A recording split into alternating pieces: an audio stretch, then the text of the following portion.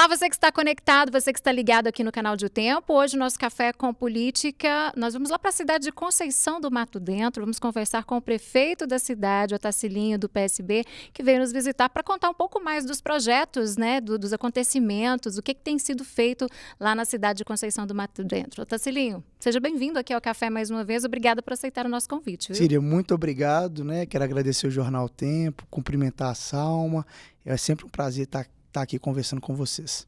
Eu quero saber um pouco, começar, né, a nossa entrevista aqui, o que está sendo feito? Você que teve uma votação bastante expressiva em 2024, como é que você tem tocado aí a prefeitura? Quais são os projetos, quais são as dificuldades até então lá em Conceição? Bacana a gente começar falando de Conceição, né, que é a terra que eu amo e estou tendo a honra de servir a população. Síria, a gente tem feito uma grande transformação no nosso município, sabe? A gente pegou o município que tem um orçamento robusto, mas com desafios muito grandes. A saúde de Conceição, por exemplo, tinha o pior índice da nossa macro, que é de Diamantina, né, do Jequitinhonha, e sem série histórica nenhuma. Para você ter uma ideia, eu tenho uma UPA que funcionava desde 2013 sem alvará. Eu consegui o alvará da UPA no mês passado e agora a gente vai habilitar para a gente conseguir colocar recurso na UPA do governo federal e do governo estadual. E aí foram várias as conquistas. Na área da saúde, a gente implementou pediatria 24 horas no hospital, porque eu tinha uma UPA totalmente sobrecarregada e 1/3 dos atendimentos dessa UPA eram atendimentos pediátricos e não tinha pediatra. Então a gente criou o plantão de pediatria 24 horas no hospital no ano passado. Esse ano a gente mudou a empresa e está exigindo que sejam profissionais só com RQE, que tem de fato a residência em pediatria. Ampliamos o horário de atendimento da nossa principal UBS da cidade, desafogamos a nossa UPA com pediatria 24 horas, que é um feito que poucos municípios no estado conseguem fazer. Por exemplo, a nossa macro Diamantina não tem pediatria 24 horas por questão de recurso mesmo. Habilitamos e colocamos endoscopia e colonoscopia no município, que antigamente o concessionense tinha que viajar para outras cidades para fazer. Compramos um tomógrafo de última geração no final do ano passado, que só tem no Mater Dei de Nova Lima hoje. Esse tomógrafo já está instalado, com a obra pronta dentro da UPA. 40% das minhas transferências para fora de Conceição é porque a cidade não tinha um tomógrafo. Custava 2.800.000, a gente comprou e começa a operar nos próximos 30 dias. Fizemos um programa que tinham 7.000 pessoas esperando por fila, exame, procedimento desde 2019. Atendemos 6.600 pessoas no ano passado, numa demanda reprimida de quem estava esperando por cirurgia. Na área da educação, inauguramos a primeira escola em tempo integral do município e conseguimos, para mim, o maior feito e o maior legado que um gestor público pode deixar para o seu município, que é levar um campus de uma universidade federal para Conceição, transformando a cidade em uma cidade universitária, potencializando o nosso turismo e pensando em diversificação econômica para um município que é minerado. Então, o campus da Universidade Federal é uma realidade e eu tenho até a grata notícia que ontem foi publicado no Diário Oficial da União a abertura do primeiro curso superior presencial lá, que vai ser o curso de Inteligência Artificial. E aí, pensando nessa pegada de tecnologia em Conceição, com o curso de Inteligência Artificial, nós lançamos em Conceição, e o programa já está em andamento, o primeiro programa de intercâmbio estudantil do Estado para alunos da rede pública. A gente fez uma parceria, foi uma ideia da prefeitura, a gente procurou parceiros, encontramos na FIENG, no SESC Senai, uma disposição para fazer, e o programa chama Passaporte do Futuro. Nós estamos oferecendo aula de inglês para 200 alunos do município e os 40 melhores alunos, através de uma prova, vão fazer um intercâmbio estudantil para o Vale do Silício, visitar a Google, Microsoft, Apple, tudo por conta da Prefeitura de Conceição. Então você imagina alunos e alunas que às vezes não tinham oportunidade de pagar uma passagem de ônibus para ir para Belo Horizonte ou para ir para o Rio de Janeiro, vão para o Vale do Silício fazer um intercâmbio estudantil depois de 8 meses de aula de inglês. Então, de fato, a gente tem feito uma gestão em Conceição para revolucionar. Estamos preparando um pacotão de obras agora. Eu vou fazer 121 quilômetros de asfalto da sede para a zona rural. Estou construindo um hospital regional. Fechei uma parceria com o Hospital Mater Dei na consultoria, que já iniciou essa semana, para a gente fazer uma saúde de referência para toda a região. Mas claro que em 1 ano e 3 meses de mandato, com uma demanda reprimida de muitos anos, de muitos mandatos do mesmo grupo político, os desafios são enormes. Então, meu índice de saneamento básico, por exemplo, são índices que eu peguei já muito ruins. e eu estou numa briga com a Copasa. Já falei abertamente, vou montar uma SAI em Conceição, preparei uma licitação agora que já tem até empresa vencedora de 15 milhões de reais para fazer rede de esgoto e rede de água dentro da sede, em locais que ainda não tinham, para garantir esse saneamento para a população de uma forma efetiva. E estou brigando com a Copasa, porque não tem condição, um município que tem a arrecadação que nós temos, eu tenho um caminhão hidrojatos, estoura o esgoto a céu aberto na rua. É um caminhão para atender 32 municípios. A Copasa demora 10, 15 dias para corrigir um problema como esse. Então, a gente está tomando as atitudes necessárias. Eu tenho um contrato vigente, não é simples, não é eu querer estalar o dedo para romper o contrato. Estou na justiça, mas estou negociando com a presidência para a gente tentar fazer um acordo para a gente conseguir assumir esse serviço o mais rápido possível. Apesar de ter conseguido obras importantes no ano passado, eu tenho um bairro que chama Vila Caetano, são 3.500 famílias, e lá faltava água todo mês, e ficava 10, 15 dias sem água. Inclusive foi tema da minha campanha na eleição.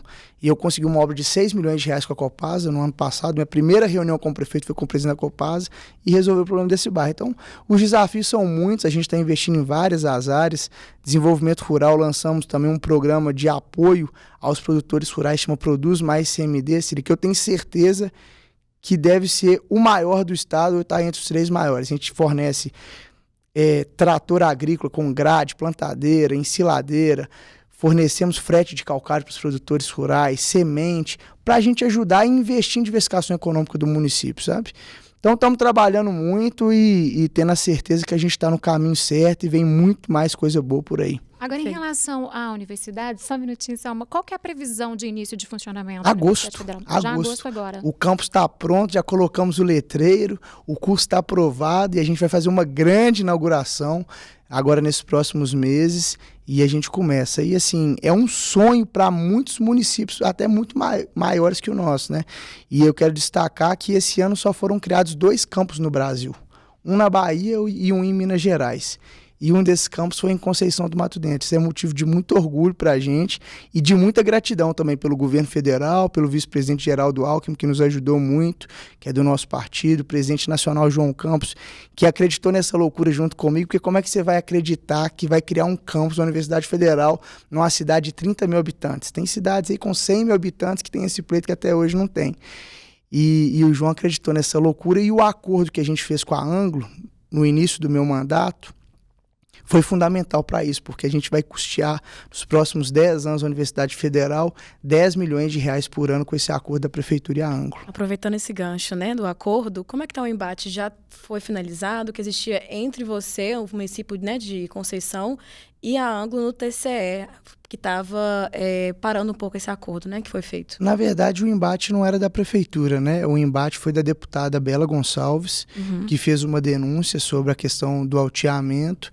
O conselheiro Agostinho suspendeu o licenciamento, depois a Anglo entrou na justiça, mas a prefeitura não foi parte desse embate, sabe? Na verdade, o acordo que a gente fez lá atrás com a Anglo foi feito como uma reparação histórica, sabe? Porque quando eu assumi a gestão, eu endureci muito, porque eu via que a relação entre a prefeitura e a Anglo, pra vocês terem uma ideia, em 2017, o ex-prefeito fez um acordo por 20 milhões de reais com a Anglo, na aprovação do STEP 3, de contrapartida para o município. Todo respeito, né? Acho que todo mundo que já passou contribuiu de alguma forma no município, mas 20 milhões de reais não significa nada. E aí a gente endureceu e fez um acordo no protocolo de intenções. Eu fui a Londres com o conselho de 500 milhões de reais. Pensando em Universidade Federal, pensando num projeto de construção de 2 avenidas do contorno, com avenidas interligando aos bairros da cidade, pensando em custeio para o hospital regional que a gente está construindo, porque mais importante que construir é ser custear o hospital depois de alguns anos, para ter série histórica, para a gente conseguir recursos do governo federal, do governo do estado. Então, assim, nesse sentido... Mas como é que está essa situação? Eu tenho uma postura muito dura em relação a Anglo, mas vejo a importância dela para o município, no desenvolvimento econômico, mas eu acho que no TCE, saiu essa discussão do TCE, está no TJ. Tá nesse impasse, sabe? O TJ libera, o TCE suspende e fica nesse jogo. Enquanto isso, os recursos, eles estão garantidos? Para a gente entender. Na verdade, porque a discussão do TCE com a Anglo é sobre o alteamento da barragem, né? E a operação que está vigente, ela está rodando normal. a Anglo ela tem cumprido com o que ela combinou no acordo, nesse protocolo de intenções, e a gente tem acreditado que ela vai continuar cumprindo, sabe? E a gente espera um desfecho através do bom senso, com responsabilidade ambiental, entre TCE, TJ e Anglo, para poder avançar. Entendi. Agora, vamos falar um pouquinho sobre a eleição, né? Primeiramente, parabéns pela filiação do Pacheco, né? Foi 1 ano de negociação, a gente estava aqui acompanhando de perto, enchendo o saco de vocês para conseguir mais informações e passar ela para o público. Eu queria entender o seguinte, diante dessa filiação, a gente pode falar que talvez esse foi o maior triunfo do PSB esse ano, um dos maiores triunfos? Como que você chamaria isso? Eu acho que pode chamar como um dos maiores triunfos da história do PSB em Minas Gerais, né? O PSB sempre teve um sonho de ter um candidato a governador. O senador Rodrigo Pacheco não decidiu ainda e nem confirmou a sua candidatura, eu quero deixar isso aqui claro, mas claro que existe uma expectativa muito grande da nossa parte de uma possível e eventual candidatura do senador Rodrigo. E vocês aqui do Tempo, Salma, são testemunhas, porque há mais de 1 ano eu dando entrevista aqui no Tempo, eu sempre defendi o nome do senador Rodrigo Pacheco como um dos melhores quadros e mais qualificados para assumir o governo de Minas Gerais. E além disso, o movimento que o senador Rodrigo Pacheco faz e tem, porque algumas pessoas ainda não conseguiram compreender o papel do senador Rodrigo Pacheco que ele teve durante a pandemia, que foi um dos momentos mais difíceis do nosso país, onde ele defendeu a ciência e defendeu a vacina na presidência do Senado. O senador Rodrigo Pacheco é um dos políticos, se não o mais municipalistas do nosso estado de Minas Gerais. Você conversar com os prefeitos e prefeitas de Minas, com os vereadores, todas as cidades do Vale de Jequitinhonha ao sul de Minas, 90% foram atendidos pelo senador Rodrigo Pacheco com alguma obra, com alguma conquista estruturante para a sua cidade. E sempre uma pessoa de perfil moderado, que busca o diálogo para resolver as coisas, e foi através dele que veio hoje a principal solução da dívida do estado de Minas Gerais, porque o Propag é um projeto de autoria do senador Rodrigo Pacheco. Então a gente vê o quadro do senador Rodrigo Pacheco, de fato, como um dos maiores quadros da política de Minas Gerais dos últimos tempos. Qual mineiro dos últimos 20, 30 anos ocupou a presidência do Congresso Nacional, a presidência do Senado? Isso se faz com muita habilidade, com muita capacidade, competência, e eu vejo que, independente da discussão entre direita e esquerda, numa eleição muito polarizada que a gente vive no Brasil, eu acredito muito que os mineiros e mineiras, principalmente no eventual segundo turno, vai pensar e refletir para quem entregar o estado de Minas Gerais, que tem uma dívida de 200 bilhões de reais, e que a população que está lá na ponta, eu falo isso por ser prefeito de uma cidade pequena, onde as pessoas batem na porta da minha casa, ninguém está preocupado com direita e esquerda. O povo está preocupado, Salma, é que se tem remédio na farmacinha, se tem médico na UPA, se tem vaga na creche, se a segurança está boa, se a cidade está limpa, se o transporte público é de qualidade. Ninguém está preocupado com essa discussão de direita e esquerda. Essa discussão de direita e esquerda é uma discussão dos políticos, que ficam gritando e se degladiando no Congresso Nacional, um sobe na tribuna, o outro sobe. E o que o povo está recebendo em relação a isso? Prefeito, ou seja, caso o Pacheco venha como candidato, que partidos podem estar na mesa de negociação para apoiar essa candidatura do Rodrigo? E também é certo que o PSB vai ter uma candidatura própria? Ou seja, se o Rodrigo Pacheco, por algum acaso, disser não quero ser candidato ao governo, vocês vão buscar outro candidato ou vão buscar apoiar outro que talvez já esteja na mesa ou pode estar ainda? E aí eu emendo uma pergunta com a da Salma também. O que está faltando de fato para bater o martelo ou não em relação à candidatura de Rodrigo Pacheco? Eu vejo que a primeira missão o senador Rodrigo Pacheco já cumpriu, que é se filiar a um partido que quer muito que ele seja candidato, que clamou muito pela filiação dele e que ele foi muito bem-vindo. Esse primeiro passo ele já cumpriu. Agora nós temos um campo democrático e progressista em Minas Gerais clamando por um nome, que é o do senador Rodrigo Pacheco. E nós precisamos de sentar com todas essas pessoas que estão dispostas a dialogar para construir algo novo para Minas Gerais. Então eu acho que a gente precisa de conversar com o ex-prefeito Alexandre Calil, que é do PDT. Nós precisamos conversar com a candidatura do Gabriel Azevedo, que está posta pelo MDB. nós precisamos e esperamos ter o apoio, né? Até porque isso já está público, da pré-candidata ao Senado, Marília Campos, que representa a federação, que foi uma grande prefeita em Contagem. Então, acho que a gente precisa de buscar e ampliar as nossas alianças e discutir todos o futuro de Minas Gerais. E mais importante do que um nome, isso foi o discurso do senador Rodrigo lá em Brasília no dia da sua filiação, mais importante que o nome é um projeto para o Estado. É, de fato, encontrar a solução dos problemas de Minas e entregar para a população. Então, eu vejo com muita esperança que a gente vai encontrar no PSB um caminho para disputar o governo de Minas. Nós filiamos também um grande quadro da política mineira, né, que nunca tinha se filiado a um partido político, é o Dr. Jarbas, que foi ex-procurador do Ministério Público, que também tem grandes serviços prestados pelo Estado. Qual vai ser o papel do Jarbas nisso? O Jarbas vai ter um papel fundamental, né? O Jarbas vai ter um papel fundamental. E acho que o Jarbas é um grande quadro para ser o que ele quiser ser. Como, por e exemplo, a gente, o que ele quiser ser. O Jarbas, ele pode ser vice, ele pode ser candidato ao Senado, então ele pode ser tudo. Mas a gente tem a tranquilidade que nós vamos discutir isso em grupo e vamos fazer a melhor decisão em prol de Minas Gerais. Além dos Jarbas, quais seriam os outros nomes aí para candidato ao Senado pelo partido?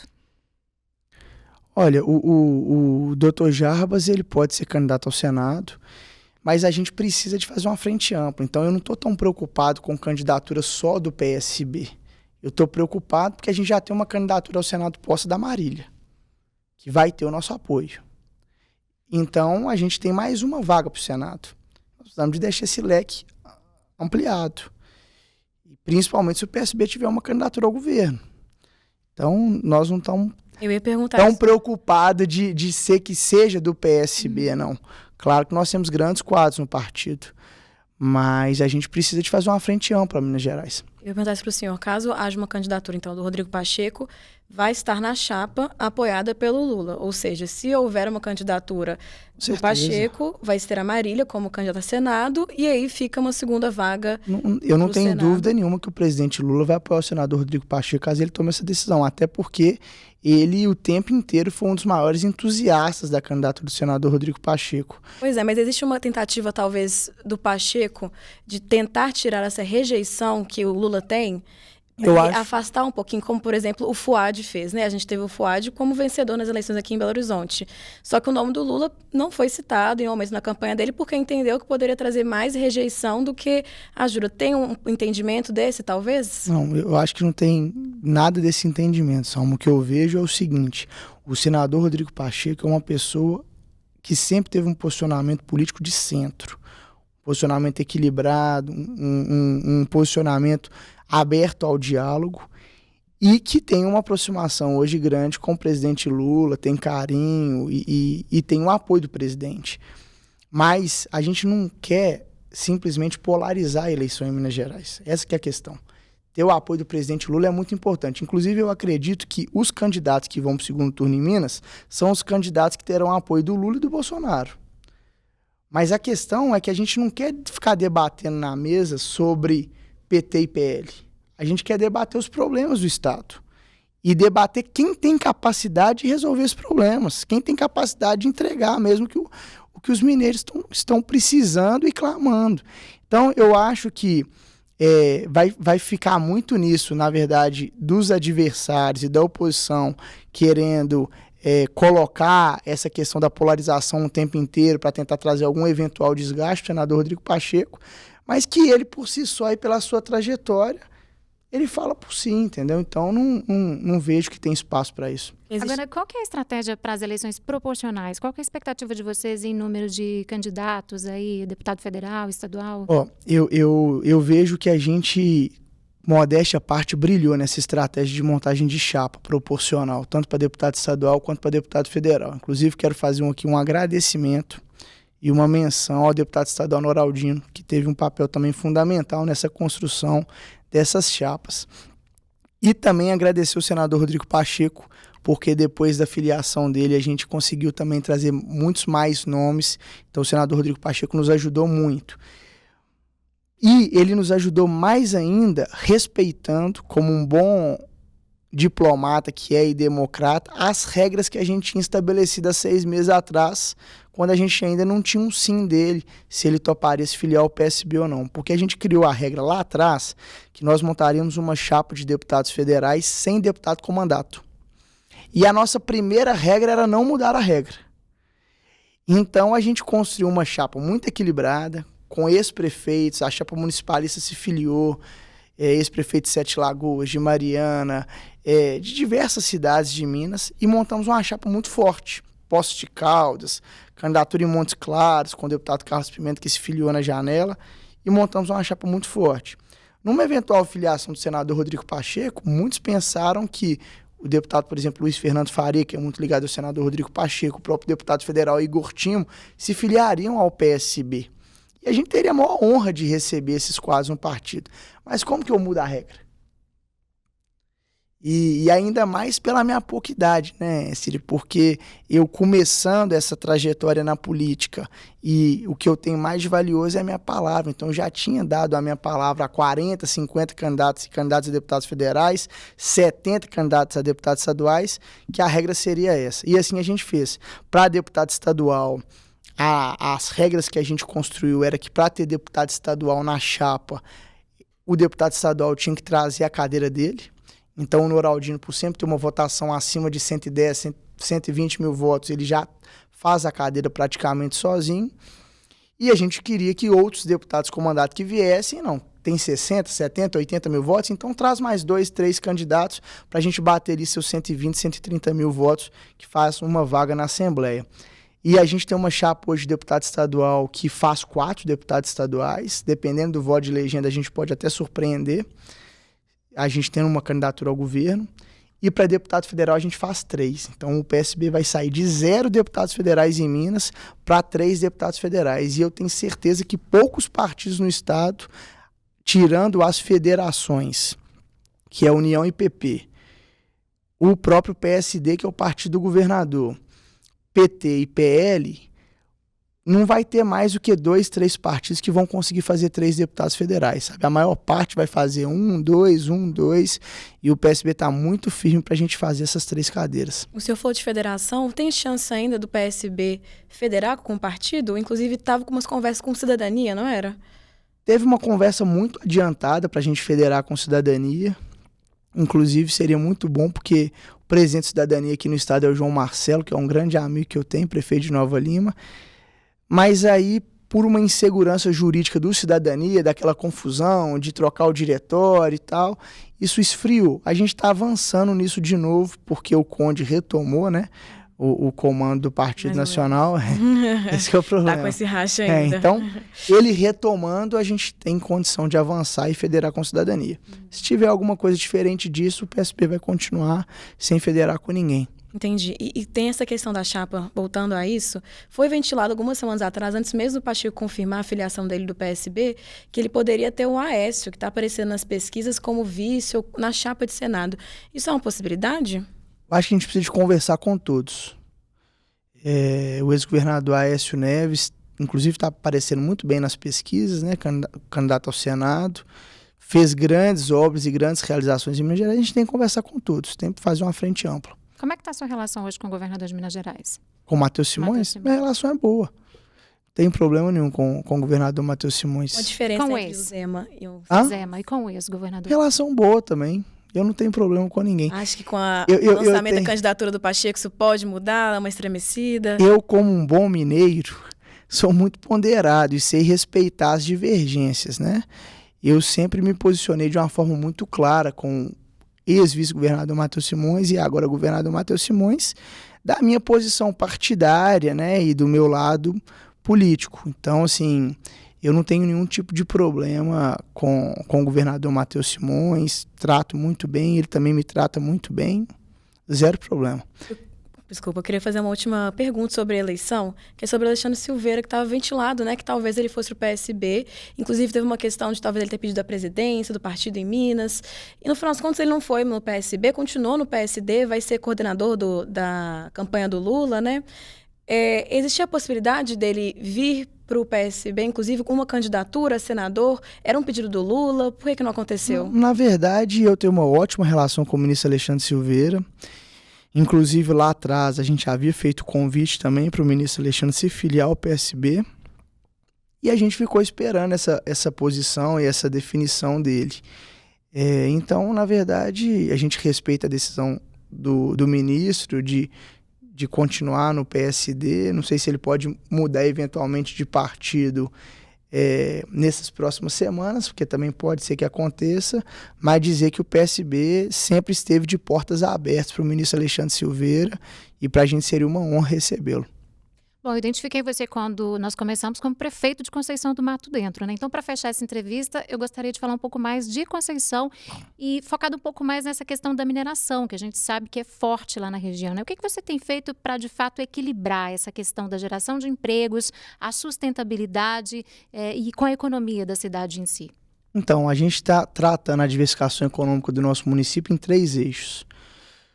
Primeiro é com o investimento no desenvolvimento rural, porque nós somos um município com 13 distritos, 18 comunidades rurais e que tem uma produção rural forte, né? Nós somos da região do Queijo do Cerro, uma bacia leiteira que pode ampliar muito. Então eu lancei um programa Produz Mais CMD, que é um programa de apoio ao produtor rural, não simplesmente só com maquinário, mas também com consultoria técnica. A gente fez um diagnóstico de todos os problemas dos produtores rurais através de uma consultoria e agora a gente tem dado assistência técnica para eles aumentarem. O outro eixo é a implantação de um campus de uma universidade federal em Conceição do Mato Dentro, que isso movimenta demais a nossa economia, né? Você imagina que em 3 anos nós vamos ter 5 cursos superiores presenciais, com 60 alunos por curso, são 300 estudantes por semestre e num ano 600. Numa graduação de 5 anos, são 3.000 alunos que a gente pode receber, além de dar oportunidade para os concessionários que estão lá. Isso movimenta toda a nossa economia local e nossa cadeia econômica. E a terceira vertente é fazer um polo de tecnologia. E esse polo de tecnologia a gente está trabalhando tanto com o curso de inteligência artificial na questão da Universidade Federal, tanto com a questão do passaporte do futuro, dando oportunidade para esse intercâmbio no Vale do Silício, e agora em breve a gente vai oferecer um curso técnico para programador e desenvolvedor, porque daqui 2, 3 anos, na hora que esses jovens se formarem nesse curso técnico, a gente quer fazer uma grande incubadora de startup para ali em Conceição a gente também ser reconhecido como o Vale do Silício de Minas Gerais, para a gente poder exportar tecnologia para fora do estado. Então a gente está bem focado nessas 3 vertentes. É bom lembrar que Conceição ainda tem 60, 70 anos de mineração, mas a gente está preocupado com isso. E também existe um plano estratégico que a gente fez para os próximos 20 anos do município, porque não adianta eu falar em fundo soberano numa cidade que tem os problemas que nós temos e que a gente tem resolvido ao longo desse mandato.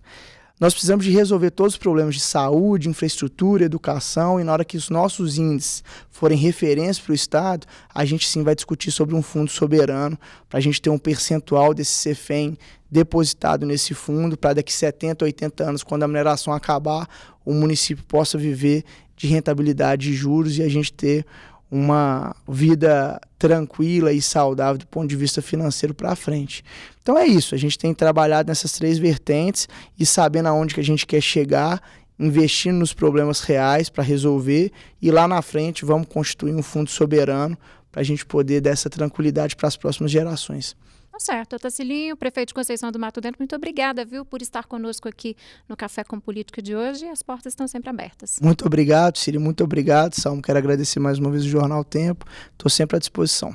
Salma, muito obrigada pela parceria hoje, viu? Obrigada, Cília. Obrigada, prefeito. Volte sempre. Que bom, obrigado. Nossa edição de hoje fica por aqui. Você fica aqui no canal. Amanhã tem mais um episódio, mais uma entrevista especial. Até a próxima.